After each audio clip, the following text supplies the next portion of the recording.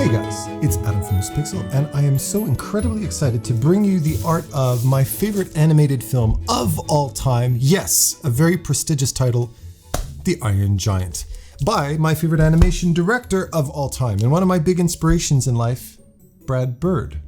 And I've already had a chance to gush at length at how much I love this director in my review of The Incredibles 2, The Art of Incredibles 2, which you can check out right here. So let's crack this open, because there's a lot to be said about this book.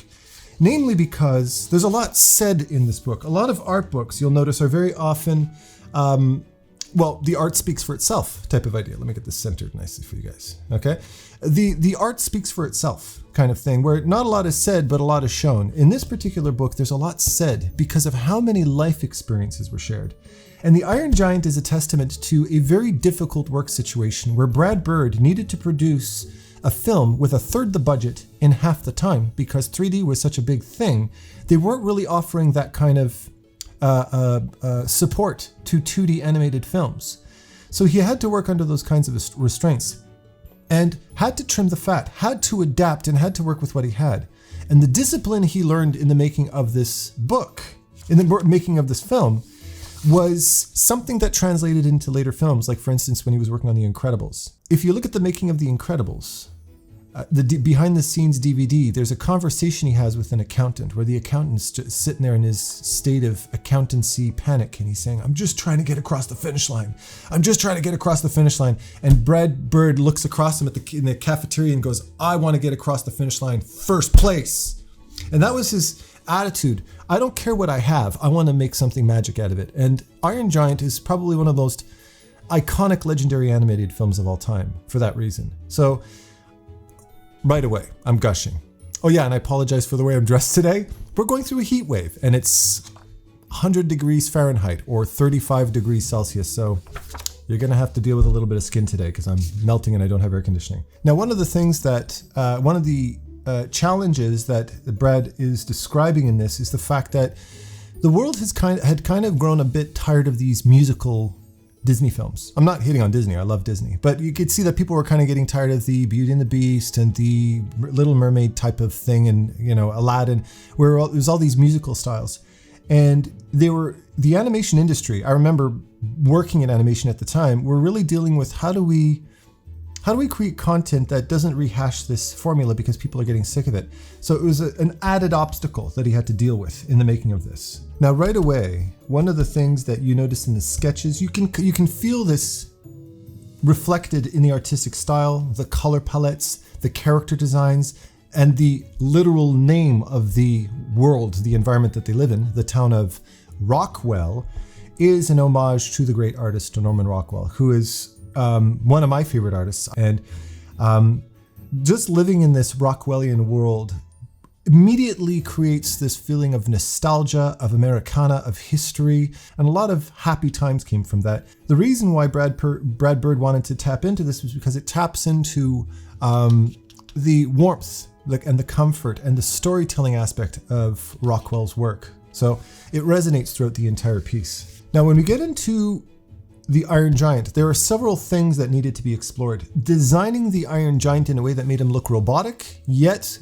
breathed empathy into him, breathed a personality into him, was one of the biggest challenges. But to add to that challenge, he was done in CGI. It was one of the first, I would say, successful integrations of 3D into a 2D world.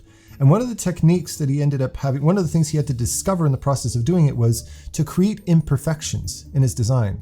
Little dents, little scratches, little imperfections. And one of the very cool ways they did this was by designing this line algorithm to create imperfect contour lines, because the perfectly digital lines made them look very CGI, made them look too perfect. So the algorithm made some little scratches and imperfections in the line to make it look more hand-drawn. And it was a very advanced way of looking at these types of things in his persona as well.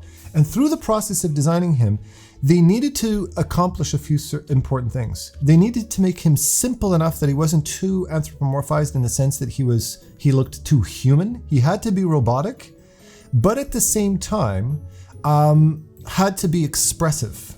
So they were kind of weighing these two things together. And numerous artists jumped on the bandwagon to help to design him. And you can see a few different iterations of how he was designed, kind of taking into a lot of this old iconic atomic Sputnik era. I love the use of Sputnik in the movie Iron Giant. I think of Kent Mansley, who we'll see soon, right? But you can see all these different iterations of his design. It wasn't until the artist, or it was at least one of the most important pivotal moments in the design of Iron Giant, was Steve Markovsky, the artist Steve Markovsky, who challenged himself with something that I find incredibly a very big deal in art. And that was to inject personality into the Iron Giant, where he wasn't just robotic, he wasn't just cool, but he actually made you feel something. And this is a very important art lesson for us artists, is that you'll notice that a lot of artists can be very highly technical and stuff like that, but there's a certain point where the technicality will only get you too far. And the real challenge in creating art and designs and characters and environments is creating these things in a way that evokes emotion. It triggers some kind of a feeling in you. And Steve Markovsky was describing how making a cool looking robot was easy, but making a robot that was expressive and had a personality was a whole different ballgame. And that's where you start to get into more artistry. You get into the artistry of creating designs, where it has to evoke some kind of a feeling, and you have to feel something for this character ultimately. And I feel personally that he succeeded beautifully. Now, what they couldn't give him was eyelids, right? Or at least they couldn't give him eyes that articulate like this. They still had to keep that round robotic look to the face. But one of the cool techniques they used with his upper and lower eyelid was to turn them and squint them to create different types of expressions, so he could turn it up to make him look sad, or turn it in to make him look angry, or make him look bored, or make him look alert, or make him look focused, just by playing with those eyelids. Very clever design idea. And it might seem minimalistic and simple, but boy, did they go through a lot of design process to find that simplest, refined statement to help to capture a lot of expressiveness. The other thing they did was to unhinge his jaw, and by the rotation of his jaw moving up or down, they could make happy or sad. Just by moving the jaw, by pivoting the jaw up and down, he had that very loose jaw in the movie. That adds a lot to it. And here, this is, for anybody who's ever worked in 3D, these are basically all the different parts of the body. These are the joints. If anybody worked in 3D, if you've ever skinned and rigged a model, this is essentially the entire construction, all the different parts that make up the giant, the layers of the teeth. Mimicking skeletal structure while keeping things simplified. And this reminds me of the book review I did for Big Hero 6, you can check out right here, where he talks about, animators very often have to deal with this. They're flipping back and forth between fantasy and reality.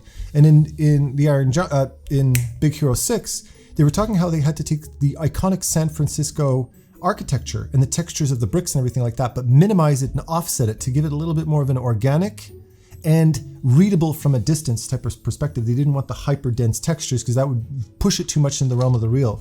So here they have as many different parts of the body, of Iron Giant's body, without going so far as to make him human.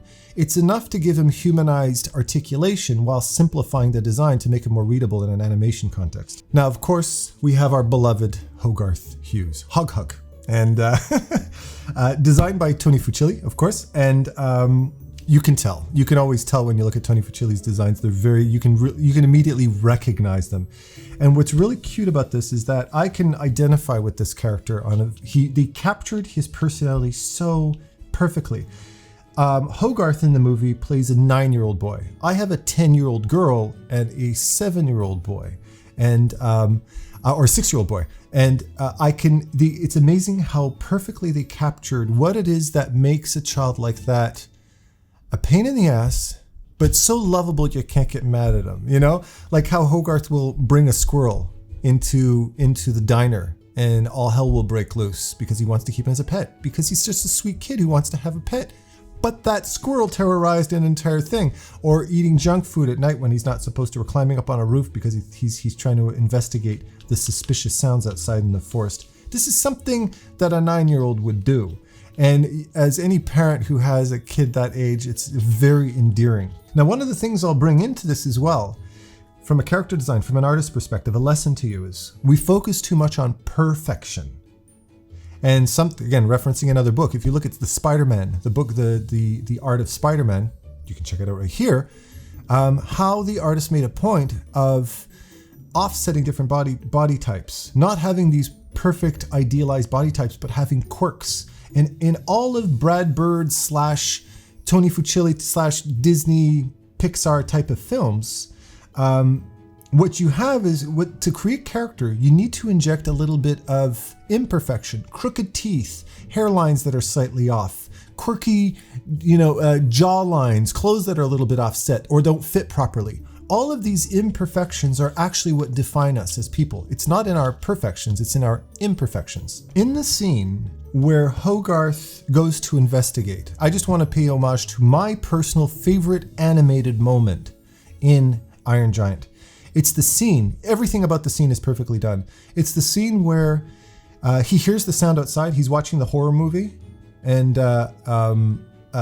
he's shoving Twinkies and whipped cream in his mouth, and he hears a sound, so he goes up into his bedroom and he gets his helmet and his fake gun with the flashlight, and then he looks in the mirror and he does his salute, that perfect wrist follow through with the salute like this, and then he climbs up on the tree. And I swear to you, that scene, I'm not sure who animated, but whoever animated Hogarth climbing the tree and swinging his legs up on the tree and hoisting himself up deserves 18,000 Academy Awards. It was so exquisitely well done. So yeah, just gushing over that animated scene there. Now, if anybody's ever lived with a working parent or working mom in this particular case, she's a single mom raising Hogarth on her own. It's not said, it's suggested, because we only see the two of them together. I was raised by a single mom as well, and I love the fact that they perfectly captured this balance between somebody who's a full-time employee, also balancing being a mother, also balancing being a woman at the same time. And I was raised by a woman in that environment as well, who was always juggling this balance between these two realities that she had to live, that she played both roles in a sense. Dean.